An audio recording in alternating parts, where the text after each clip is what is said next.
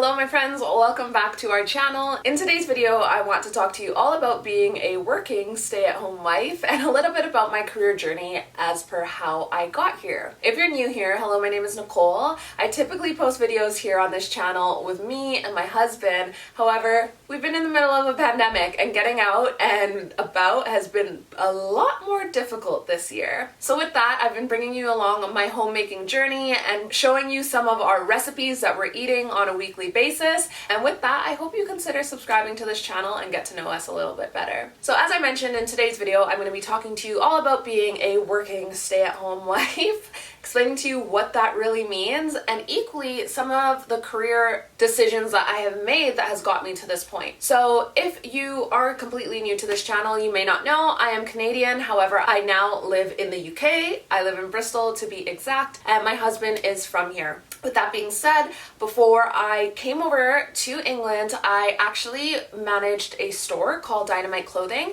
and then I had my own beauty business. One of the deciding factors that got me to move over to the UK was the fact that I was just overworked. My business was doing really well, and I just ended up becoming a little bit of a workaholic, and I just had a week where everything broke me, and I found a really cheap round trip from Canada to the UK, and I booked it, and just one thing led to another. Now I live here. I'll have a video linked for you right here that will explain to you how me and my husband met. Now with that being said, before I moved over here, I kind of had a journey to get me to the point of having my own business, doing my own beauty treatments. So first things first, when I went to school, I definitely was not a academic student.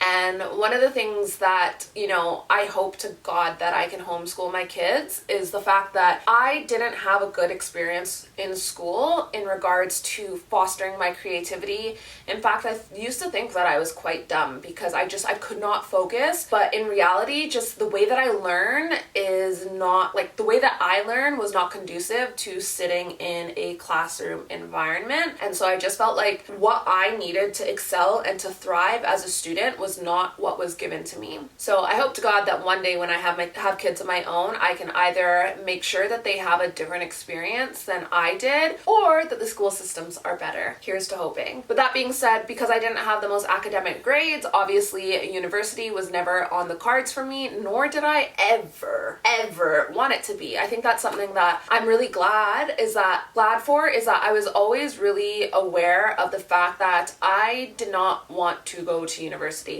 Now, there came a point where I was like 18, 19, and I wasn't really doing a heck of a lot with my life, and I was living with my aunt and my grandma, and my aunt worked at kind of like a government body, like it wasn't government, but it's associated with the government, and I ended up getting a job for 3 years at this place. And I hated every single minute of it. And I used to feel so ungrateful when I would say that, because obviously it was a really good job. Obviously it allowed me to qualify to get a home and other things like that. But it just did not foster the things that I was good at. And I then got myself into the cycle of never making money like that before in my life. And then also when you start making really good money and you're not happy there, you're kind of trapped because you can't leave because you're making really good money, and any other job seems a little bit below you because you'll be taking a pay cut. But then if you have no other skills to get you to another job that you'll enjoy or that will pay something similarly, you just feel trapped. And that was actually my first taste with depression and anxiety, and it was terrible. Well, I ended up getting let go from that job, and that allowed me to have some time to assess what I wanted to do and if I wanted to go back to school. And during that dark,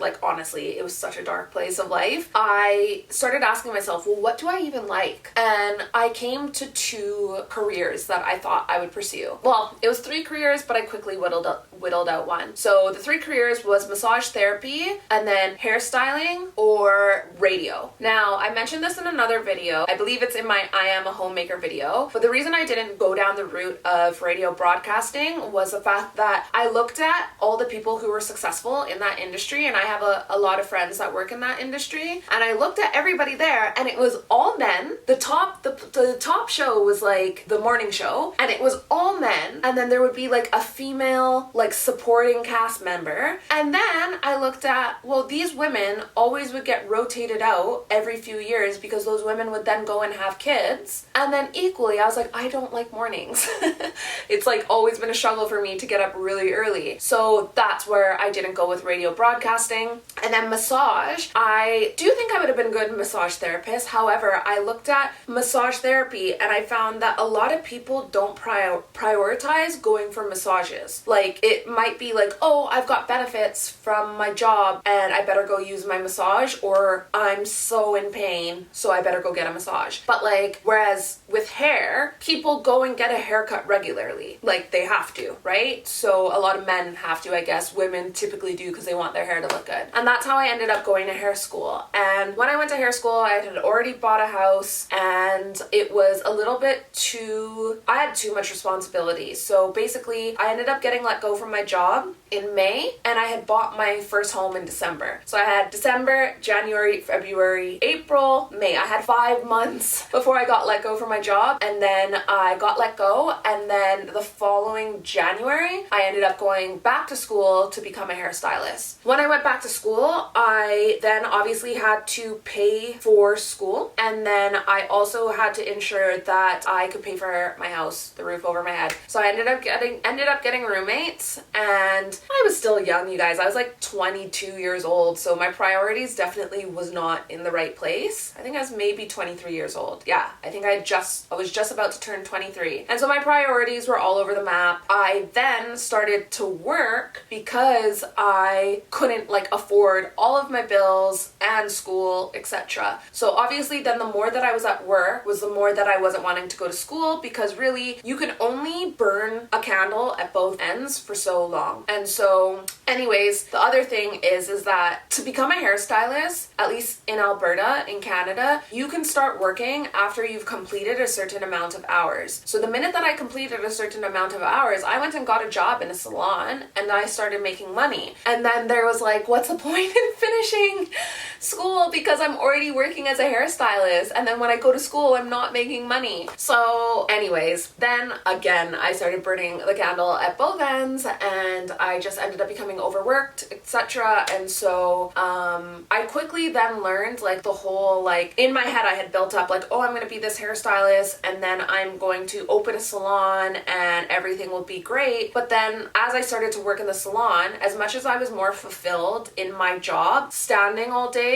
was terrible, and I got arthritis in my back, so I couldn't stand all day. And then equally I looked around and I was like, all of the women that I look up to that own a salon are here all the time. So if I'm looking to, you know, have a job that I enjoy but also not be like a slave to my clients and like, you know, forever being on call, this is not the career for me. So that was kind of the place that I was at before I left Canada, is that I felt very entrapped, because if you don't see your clients, they go elsewhere, and you know, you don't want to lose that money, because if they do need a last minute appointment and they go elsewhere, you have to kind of think that's another 6 months I might not see them again, or that's another like month I might not see them again. Anyways, so that's basically the point that I was at that broke me, and then I ended up moving over to the UK. When I moved over to the UK, I ended up getting a job that I had for 6 months working kind of a part of, well, it was NHS, and I hated it. Desk work, office work is not for me at all. And during that time, when I moved over, I was able to start working as an influencer. And very early on when I got a job, the money that I was making as an influencer was surpassing what I was making at my job. And then I got to a point where I was so unhappy in the job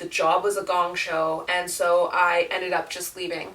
And I have worked as an influencer or something to do with social media ever since. And that was 2 years ago, just in this past November. And that's what I do now. So I know this has been a long chit-chatty type of video. However, I thought I would talk to you guys about like me being a working stay-at-home wife, because I am at home. I am a stay-at-home wife. I do a lot of domestic things around the house as a part of my day-to-day. However, I do work. So in my day-to-day, I do, you know, do campaigns as an influencer, and then I do social media management for businesses, and I don't ever see that changing because I absolutely love that portion of my job as much as I love staying at home and running my household and kind of being a homemaker. So that is it in a nutshell. I hope you got to know something about me. I hope you got to see that, you know, not every homemaker is going to be somebody that, you know, is like a Stepford wife and stays at home and doesn't work. Like, I like working. I love that I have a job that's creative. And equally, one of the things that I'm loving seeing a lot here on YouTube is that there's a lot of other stay-at-home wives, especially stay-at-home wives without children, that are exploring still working in a sense and having a career, but it's a digital career that allows them to still stay at home, be a homemaker, but also bring in an income too. If that is you, I would love to hear your story and hear your journey in the comments, and so I can check out your channel as well. I love connecting with other ladies on a similar journey to mine and seeing how they kind of run their ship. Anyways, my friends, that is it for this video. I hope you enjoyed it. I hope you got to learn a little bit about me, and please don't forget to let me know a little bit about you in the comments. Thank you so much for watching. I hope you've subscribed, and I'll see you in our next video.